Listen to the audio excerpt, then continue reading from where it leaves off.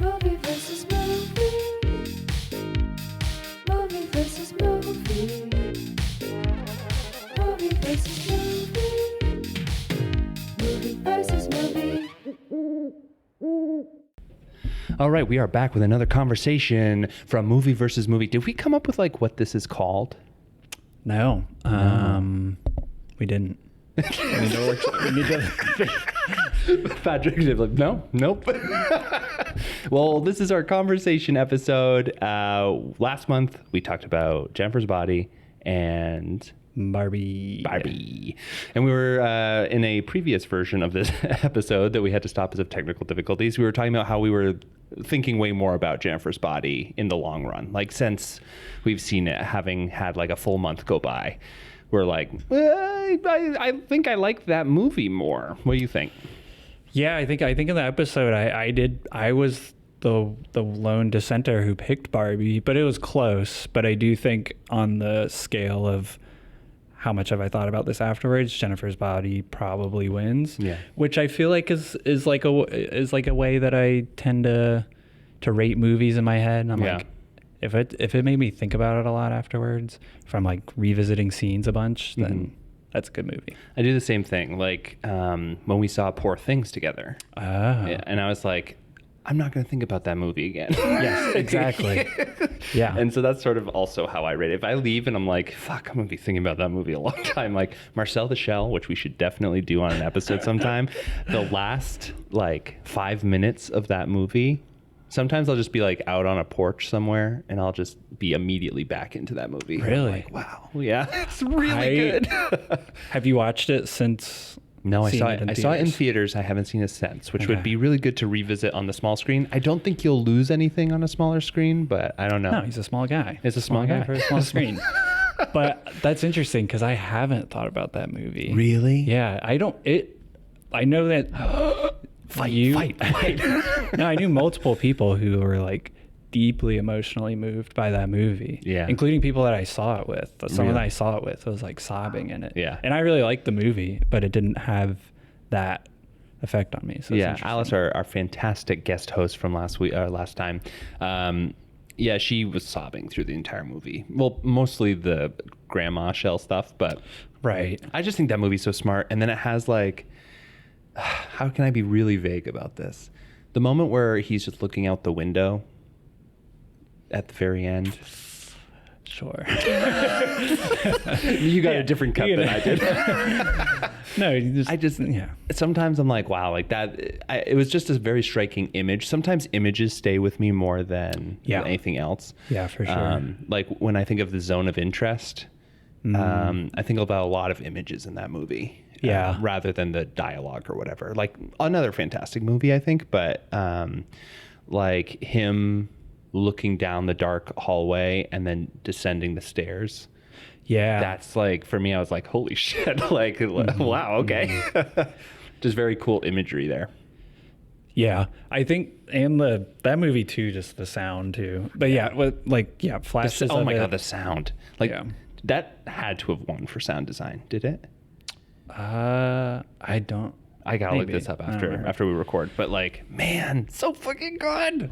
Yeah, no, that was deeply unsettling movie. But the movie, have you seen After Sun? No. It's very good. That's the movie that has like watching it. It's with Will Smith where his son plays him, right? Yeah. It's actually in Scientology. Oh, no, sorry, that's After Earth. No, it's with Paul Mescal as a young father. And it's him taking his daughter on a vacation. I guess it's a period piece. It's like in the 90s. But it's a movie that like, as you're watching it, you know, it's like a collection of scenes. It feels like kind of slice of lifey, and there's not, but there's just like little bits of stuff here and there. And that just like, I can remember like so many specific scenes that just like pop back into my head and imagery of that. And like, I would highly recommend it, but also, a deeply emotional movie. But it's one that like, it's like oblique about what it's doing. So it doesn't really like hit you over the head with it. You kind of have to like figure it out, and then you're like, oh my God. It's devastating. Yeah, God, I love movies like that. Yeah. I feel like there's like certain filmmakers. What do you think about who the fuck is the guy? He did a movie recently. Martin Scorsese. Martin Steven Scorsese. Spielberg. No, none of Quentin Tarantino. a guy I didn't know the name of very well, but that's on me because I'm not very good at names. But he said that, and I think you'll know it from me saying this, but he recently had this article where he was like, a real film would have no dialogue. Oh, Denis. Yeah, Denis Villeneuve. What do you think about that? It kind of feels like, didn't we already have that? You know? Yeah, I get what he's saying. Did you see Dune Part 2? I see. This is the thing. One of maybe a huge chasm that might split between us. I really didn't like the first Dune. No, I didn't like the first one. Oh, either. really? And Yeah. you thought the second one's worth seeing? Yeah, but I wasn't blown away like One of other our friends. people- yeah, who I saw it with, and I was like, yeah, it was good. That friend has seen that movie like 4 times. Yeah, already. I saw it twice with her. I mean, that's the thing. It's an incredible like visual feast for the eyes. Yeah. And again, there are a ton of scenes that are super memorable visually. Mm-hmm. Well, somewhat, because it was funny because I did see it. We literally saw it twice within a week. Yeah. We You saw one like the day before it came out, which was like Yeah. a special showing. There's like a preview IMAX showing, and then the next weekend saw it again in 70 millimeter at Somerville Theater. And yeah, both were great experiences, but I do feel like the plot just in general, I read Dune and the plot didn't grip me when I read it. And I think that's you don't my like general. false prophets? It's just on paper, like when someone describes it, I'm like, that sounds really cool. Yeah. And I'm glad there's movies that have that plot, but watching it and reading it, I'm like, I'm really bored. This is the thing about most of those for me is like, I'm like, oh man, this sounds like so fucking good. But it's the first one that did that. And so it makes all of the mistakes. It doesn't know how to like, it hasn't cooked the meth down to like the perfect blue cube. Right. And yeah, it's like the, I think they call it like the Seinfeld problem where like people watching Seinfeld now, you're like, oh, this is kind of hack. Yeah. But it's just because everyone else like, I think that was the same thing reading it. I'm like, there's no narrative tension because I know that he's the guy. You're like, I'm not questioning that he's the chosen one. Yeah. Well, but this is the thing is like, is he the chosen one? It's a whole thing. Yeah. And I think some of the more complicated, and maybe I was just like not an astute reader and like missed some of the more complex political stuff, which I think is the interesting part of this like ancient witch coven that was like trying to breed messiahs essentially and like write the prophecies themselves. Yeah. That stuff's all cool, but yeah, just like on screen it didn't. But again, it's like super But like how do you show that? Yeah. Well, yeah, no, I get you. But it now I liked the movie. I understand what back to the interview thing about no dialogue though. It makes sense coming from him because that movie, I would say like the dialogue is like not the strongest. Yeah. I mean, most of his movies I feel that way about, where it's like, I almost kind of would rather you take out the dialogue in these movies, but I don't know. Yeah. But now I feel like dialogue's great. I don't know. I want dialogue in movies. Me too. What else am I going to listen to? I think I sent you this article a long time ago, so I forgive you if you forget about it. But it was all about how subtitles now are basically the only way you can get a clean read of a script, like in a movie. Like the dialogue, because of the sound quality and like how they balance sound, they balance it so out of whack for theaters and IMAXs and all that to have these like crazy experiences that when you're actually just like listening at home, you don't have the system quality to actually pick out the words, and even if you did, they're still kind of garbled because that's the kind of the look that they want. And so it was a really interesting article. I wish I knew where it was from. I think it was like the AV Club or something. It was all about how if you watch shows and movies with subtitles, it's because it's not just you getting older or whatever. It's that the movies have slowly changed throughout the last like 20 to 30 years towards this more kind of like sound design that is not ideal for actually picking out words. There's that phenomenon of like turn up the volume and then an action sequence comes and you're like, argh. But yeah, I have mixed feelings about like subtitles on all the time though, because I I don't do it at home, but then like watching it like your house or with other friends' house, people have it on, and I generally am fine. I just don't like when it's spoils like it spoils something. Yeah. Or like I don't watch it with comedies. That's the thing. When it's a punchline and then everyone's laughing before they even say it. Yeah. I'm like, but I will say I do think, I don't know, maybe because I'm like, are you conditioning yourself that when you do see something in a theater, you're like, I'm totally lost because I don't have my subbies. Right. my little crutch. But I saw Tenet in. Well, that's already unintelligible. But I'm wondering if it was intentional in that movie. Did you watch that movie? I have a thing with Christopher Nolan. Okay. So if people who have listened to Movie versus Movie from the beginning know, some of my previous like co-hosts hated him and convinced me of it. And I totally believe it now. I'm like, yep, he's total trash. But yes, tell me more about Tenet. So, we saw it also in 70 millimeter because it came out during the pandemic. I think he was like, Christopher Nolan was like, open the theaters to show my movie. So I think it did show in theaters some, but like mostly people just watched it on Max. Yeah. And it came back into theaters and they did a 70 millimeter run at Somerville Theater and we went to see it. And I think the I don't know what you call him, the curator or whoever at Somerville Theater is like a big film guy, like really cares about showing movies and history and like showing stuff on film. I assume it was him that came out. A guy came out before the movie and he was like so excited. But he said, this movie's going to be so loud the people in the front row are going to get pregnant, which felt really weird. Yeah, that's wild. That's a wild thing to say. It's a weird thing to say. Just imagine like nerdy 60-year-old film projectionist. Yeah. The movie was so fucking loud. Yeah. Like, and I think that's intentional. Like, I think Chris Nolan probably wanted it to be loud. Like thematically or just because? I think thematically, like it's very like jarring. Like the opening scene, there's a lot of like gunfire, and you're like, oh my god, I feel like a gun was actually just fired in this room. But then that movie is super exposition heavy because they're trying to explain like the mechanics of what's going on. Yeah, what the movie is about. But I think it felt kind of intentional that he was like fucking with the audience because it's like the movie's like too complicated to actually like understand what's actually happening. So I feel like he's kind of just being like, don't worry about it, just enjoy it. Because there's like one scene where they're literally like sailing on a catamaran, like explaining like very important expositional dialogue. They're like, so how does the device work? And it's literally just like, and you're like, I can't fucking hear anything. My favorite way in a movie that they have solved that before is in Looper, Rian Johnson's Looper, with Joseph Gordon-Levitt and Bruce Willis. A great movie. I loved that movie in college. But it's a time travel movie, and there's a scene in it where Joseph Gordon-Levitt is essentially like a future hitman, where people or a past hitman, where people in the future who have invented time travel will like essentially send people back to be shot. And they have like a bag on their head and they have gold on their body, and it's like you just killed a person, take the gold and leave. And there's this whole scene where like he's with his boss, and the boss, he's like, wait, but if he comes back and I shoot him, then, and he's like, no, we're not going to do this.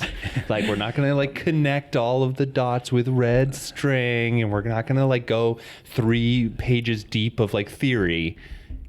It just works. Yeah, don't worry like, about perfect. it. I love that. Well, because that movie has some like very silly. I remember a scene that's like very effective, but if you think about it, you're like, that makes no sense. Where Bryan they're like, Cranston one. Maybe there's one where they're like torturing a guy in the future, and then they're cutting. Or no, they're torturing him in the past, even though he hasn't done anything. But in the future, he has. They're like cutting his fingers off, and then it shows him in the future, and like he's like, oh, oh my god, it's stupid, but it's very fun. Yeah. We are both watching The Jinx Part 2. We are both watching The Jinx Part 2. How do you feel about it?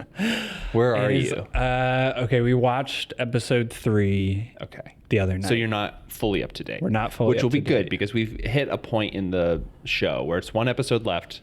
Alice and I just finished the past episode like yesterday or something. And so we only have one more ahead of us. For the whole thing? For the whole thing. Oh, is there only 6 There's only 6 total? Yeah. Okay. And so this is good because it won't spoil anything in the newest episodes. Yeah. What do you think about everything? I mean, like Robert Durst is I don't know what to say about him. It's just the most fascinating. Like my whole take on the thing is I think that the guy that made it is he seems kind of dumb. Yeah, Like he just got lucky. A little bit. Well, I mean, Robert Durst showed up to do an interview for the first season. Well, this and is this is the thing that like freaks me out is that Robert Durst was like, I want to be interviewed by you because he saw the movie that he made, which is essentially Robert Durst. It's the movie with Ryan Gosling. Yeah. And so Robert Durst saw that and then was like, hey, you should interview me. We should do like a documentary on this. Yeah. What fucking gumption. Like, what are you thinking? You successfully got away with it. Yeah. What a psycho. No, it's wild. And it's like a whole thing. Cause I'm not a huge like true crime me junkie, neither. But this one, like with the whole cast of characters, I was saying to my partner Aaron, it feels like almost like a cult documentary more so. It's like the cult of Robert Durst. Cause really? you get all these people and you're like, why are you so obsessed and loyal to this guy? Yeah. Well, yeah, because I literally said the exact same thing to Alice because I was like, this is insane. These aren't real people. No. Because they're all so strange, like so oddball, but not in a fun, charming way. So oddball in a like, these people are like psychopaths as well, just by association. Right, and then it like ends up that like Robert Durst is like weirdly maybe the most likable one because they're like he has that weird he's charisma. kind of funny. Yeah, I mean we've talked about it, but it's like he has to know. He has to know that he's kind of funny. He's got the riz. Like that Bob. And when he was very aware of like how he comes off because when the trial starts, like, well, you're seeing his prison phone calls and he doesn't look great, but then when the trial starts and they roll him out in the wheelchair and he's got the giant Coke bottle glasses on and he's shaved his head, and you're just like, and not well, like it's like a weird lumpy, it's like he was definitely playing it up. Have you in your episode, spoilers I guess for episode 3 of the Jinx part 2, has he taken the stand yet? No. So he eventually does, which is just facts. So can't really spoil that. I for a second was like, fuck, he's gonna get away with it. Until the most recent episode, I was like, he like they haven't got him yet. Yeah, they haven't got him. Yeah, it's fascinating to watch how it's how they're like laying out the case too, and I think it's the dramatic tension of the show and it being a show. They're trying to keep things suspenseful, but yeah, you do kind of feel like, I don't know, their case is like not that strong. Yeah, but it's they nail him though. In the most recent episode, there's a cross-examination where you're like, I think I'm in love with a prosecutor. That is very weird. It's like ACAB, I guess, except for this guy. Very weird. But you have some great television in store for you. It's like one of the only television shows that I have been able to be like, why can't we just watch another right now? Like, I want all of it. Give me more Durst. I know, it's sad. There's never gonna be a Jinx part 3 though. Spoilers. And also spoilers, there might be from where the last episode ends. Okay. I don't know. So, but what else have you been doing, watching, reading? Anything crazy? Okay. Reading. I was just reading on the train, reading Haruki Murakami book. Yeah. The one that I've been told is said as Q-teen84. It's like 1Q84. Yeah. And so I've read a handful of his books and kind of the more popular ones, and I generally always really like his writing, and that's one I always see that one on the library shelf, but it's like really big. Yeah. But I feel like there's always a copy at the library, and I feel like it's kind of like I don't know what his most like well-known one, but I was like, I guess I should dive in. Yeah. So, how are you liking it? It's good so far. I really like at least in the stuff I've read, like he has his tropes and he sticks to them. And I, for the most part, like really like him. I always really like the prose, which is probably more the translator than him. Yeah. I always like the kind of magical realism aspect of it. Yeah. But every single book that he has at least one passage that makes me like roll my eyes out of my head because he's and then I feel like a little like guilty about liking him as a writer so much because he's like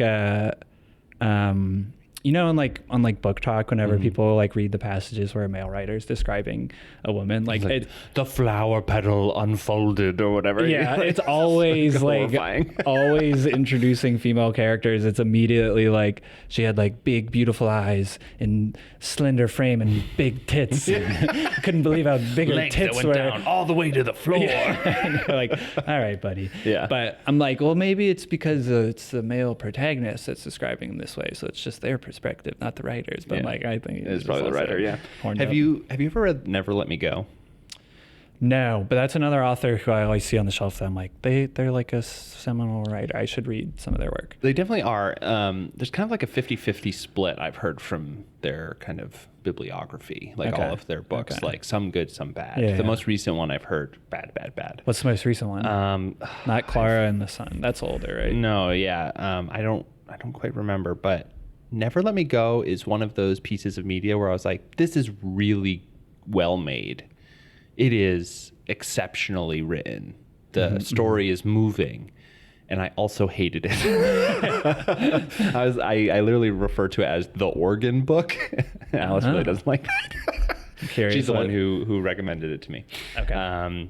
But like yeah, I don't know. I don't know. I feel like there sometimes is, and maybe it's cultural, but sometimes there is sort of like a coldness, which is okay. Like I can deal with it, but I think that I am just more interested in sort of like the emotionality of story rather than the logic of it. Yes, I agree. Yeah. I agree. I think, yeah. Have you read A Little Life? No. Okay, don't. Okay. I feel like, why do I know that though? Because I feel like it was a really popular book, and I feel like it's also one that gets posted a lot on like Book Talk and Instagram of people that are like, I'm so like this book is so devastating. Yeah. I'm curious if your fiance Alice has. I assume she's read it. I think she's a big has. reader. Yeah, I think we've maybe talked about it. Yeah, she. I think that's how I know it as well, because I don't have TikTok or anything because I'm an old man, but also because I was like, and you support art. 70 reels in. I do this with reels now, so it totally didn't work. But with TikTok, I was like 70 talks. Videos? I don't know. Videos in to like just like a binge, and I was like, this is going to ruin my life. Yeah. Like I'm going to spend so much time on this. Yeah. And so I just switched to Instagram. That's why I'm not on TikTok officially, but I think it's all the same thing. But Totally. What A Little Life is, it just reminded me, it's like an 800-page book, and I read the whole thing like pretty good pace and absolutely hated it. Really? I got to the end and I was like, I hate this book. Did you get to the end and you angry. became angry because it just didn't like land the plane, or were you angry the whole way through? I got progressively angry as it went. It was well written, and like, you know, it worked for me that way, so I could continue reading it because of that. But just where the story goes, it's just like makes me very angry. This man. I don't recommend reading it. It's an extremely, like every trigger warning you can imagine for the book. It's an extremely traumatic read. Yeah. And it I also don't really love just like horrifying books, like really sad or really horrifying books. I just like, I don't think I need this. But I also recognize that I'm missing a huge amount of really amazing literature because I sort of purposefully curate, but I don't know. Yeah. I don't know. Well, Right. that one you're not missing out. Yeah. Right now, I on my bedside table, I have this book of philosophy. It's like the Stoic, Essential Stoic. It's called the Essential Stoic. Oh. And it mostly, I was like, I really love philosophy, but I am so uneducated in like professional philosophy, professional ideas. And so I was like, I'll just check it out. And I'm also kind of interested because it seems like the pop philosophy of the age right now, like all the time, like the Andrew Tates of the world are also like, I'm a Stoic. And I'm sort of like, what? So I'm reading it because I had someone in my life recommend this translator. and I'll report back if I think it's worth anything. But Interesting. we'll see. I feel like I took an intro to philosophy class in college, and I don't really remember any like specific philosophers like school of thought. I just remember like it's one of those things where you hear it and you're like, oh yeah, that makes sense. But like Yeah, at some point, yeah, I guess that's true. someone had to like come up with this and be like, this is it. what, I figured it out. This is what morality is. But you're like, yeah, okay. Yeah, that makes sense. Okay, so we've kind of gone through what we're watching, what we're reading, sort of our hot and colds for what we recommend. So let's talk a little bit about next month's movies. So last episode, we talked about this month doing Joe Dirt and Hot Rod. Yeah. We didn't do that, and that's mostly because I really love Eternal Sunshine. But we did Eternal Sunshine and Garden State this month. So next month will be Hot Rod and Joe Dirt. yeah. Which one are you more excited for? Because you love Hot Rod, but you've seen it a bunch, right? So, Yeah, Hot Rod for sure, though. I haven't watched it in a few years. And yeah, it's just a movie that I love. I could, put on any time. Joe Dirt, I have watched fairly recently. Does it hold up? Because I recently just watched Hot Rod, but I haven't watched Joe Dirt, and we're gonna maybe do a double feature where we both, we like watch both of them. But it's You could probably knock them both out. Like I feel like they're, like Hot 90 Rod minute is like movies. Hot Rod is like 75 minutes. Which is great. Joe Dirt definitely holds up worse than Hot Rod, but I feel like maybe, I don't know, maybe we'll be pleasantly surprised. Yeah. I remember still enjoying it. We'll talk about it on the episode too. I also had a coworker for a while when I worked construction for a couple of years who would just constantly be quoting Joe Dirt, just like stream of consciousness, like not even in reference to anything. He'd just be like talking. You're not to even in a himself. conversation, and he's like blah blah blah blah blah. Yeah. So I had like so many of those were locked into my head, and then when I watched the movie again, recently, I was like, oh my god, That's what it is. Yeah. yeah. I'm really interested because one thing I noticed during my Hot Rod watch is that it does feel sort of like hometown hero movies in a way, yeah. and I feel like that doesn't really get made anymore. Sort of like the I don't know, and maybe it is sort of like an SNL thing too, sort of like the man-child genre, like, and it has spun out into like the Seth Rogans and all that kind of stuff. But it Yeah. really kind of started as like blue collar hometown hero doing X, and like they're kind of losers always, but they have hearts of gold kind of thing. Yeah. And I was watching Hot Rod, I was like the main love interest, and we'll talk much more in depth about it, but the main love interest, I was like, why does she like either of these guys? Both of them are so stupid. Yeah, I do. Yeah, that genre maybe has gone by the wayside a little bit of the the cis white male man child Will Ferrell kind of. I'm trying to think if that I feel like those kind of big comedy movies. I feel like the last really big one was like Step Brothers. You know what I mean? Yeah. But I don't know. You kind of have. I feel like Ken in Barbie is A little bit of that. is kind of a play on that. Yeah. Man, that's good. I wish we had that insight when we did the Barbie movie. But then it's different still because it's Ryan Gosling, not Will Ferrell. This super attractive Ken. Yeah. The other thing is like, I wish that the Lonely Island guys just made more movies, like all three of them. Yeah. Because every single one I've watched that they've like either produced or written or directed or whatever, I've always liked. Yeah. I know that they're not popular, but I'm always like, this is fun. This is stupid. No, it's great. Yeah. It might be the kind of thing of like, the phenomenon where everyone thinks like Saturday Night Live was the best when they were like, in their late teens, like early 20s. But I feel like,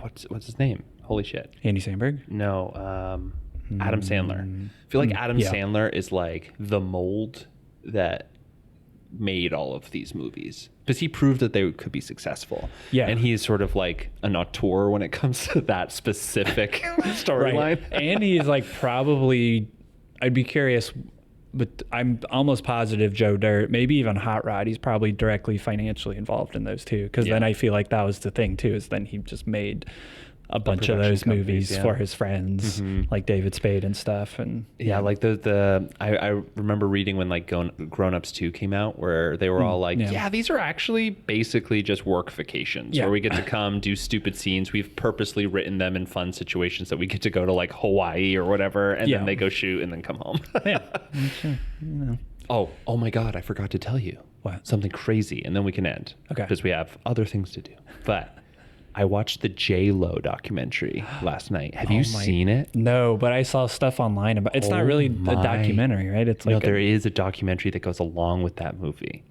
Wait. So what? All right, let me tell you the full story. It's J-Lo. What's it? She made a album called like The Best Love Story. No. And This Is Me Now or something. Which This is like me. Ellipsis now. Because right? her first one was like, This Is Me Then or something like that. And so then she made this movie that was sort of like, kind of like a long music video for the album, called The Greatest Love Story Never Told. And it's basically her and Ben Affleck, their love story. Except it's not them. It's like this weird cyberpunk, like weird. I literally They're can't. not playing themselves. No. There's actors playing them. Yes, and like at one point there, J-Lo is like working at a rose petal factory, and she's like, but then she's like, no more, and so she like causes an uprising and like breaks out of this factory, and it's like a cyberpunk weird thing. It is crazy. And then they concurrently made a documentary about the making of the movie. Oh my God. So you watched the narrative film and the documentary? Just the documentary. I would not put myself through the narrative film. And I suggest nobody does that. The thing that surprises me about the documentary is that she said, like, because she self-funded everything, because everybody read the script and was like, no, we're not going to buy this from you. And so she self-funded, and I think that's probably why she also made the documentary, so she could have multiple revenue streams kind of thing coming out of this. Smart. But it is a perfect character assassination of J-Lo. She is awful in it. She's just like really bad. I think I saw a clip where she's calling to try to get someone, and it's their wedding. And she's like, just come down for like a couple hours, and her assistant's like, I don't think he's gonna leave his wedding. And she's like, just call him. Yeah, just call. And you're like, oh, no. Yeah, there's like a lot of stuff like that. And also she just like talks in platitudes and only about herself. And it's just like, man, she must have watched it and been like, this is amazing. But I watched it and I was like, she has probably destroyed her like social capital. Yikes. And also Ben Affleck was not a fan. And it's like pretty clear in the show where he's like, I don't want to be doing this. Like when we got back together, the big thing is I didn't want a social media relationship. Like, and now they're not living together anymore. Oh, no. Yeah. If you want to see just like a disaster, I think it's only 60 minutes. It felt like 4 hours. I would never watch it again, but you can if you want to see it. Well, you gotta be careful what you say about J-Lo on podcasts. Really? What happened? Did you hear about when Ayo Edebiri from The Bear No, what happened? was on? She hosted SNL when J-Lo was the musical guest, and then someone like dug up an old episode when she was on. It might have been what's Bone Yang's podcast? Culturistas, Las Culturally. Oh my God. Yeah. Anyways, I think it was maybe on that one. I can't remember for sure. Where she like it wasn't even that bad, but she was like kind of talking. When she was just like doing stuff in LA, was talking about J-Lo, and people were like, "Oh my God, I was talking shit about J-Lo."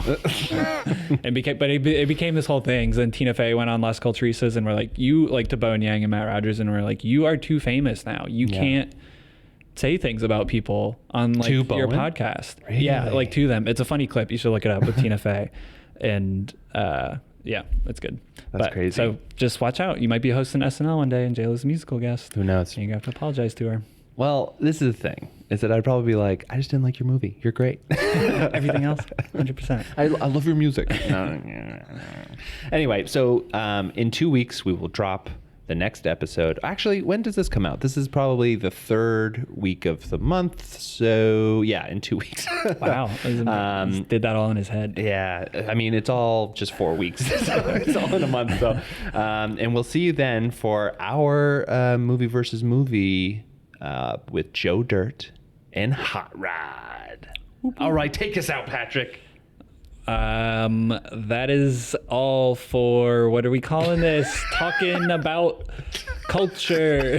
The Culture Boys. The Culture Boys. All right, see you later. All right, bye. Movie versus movie.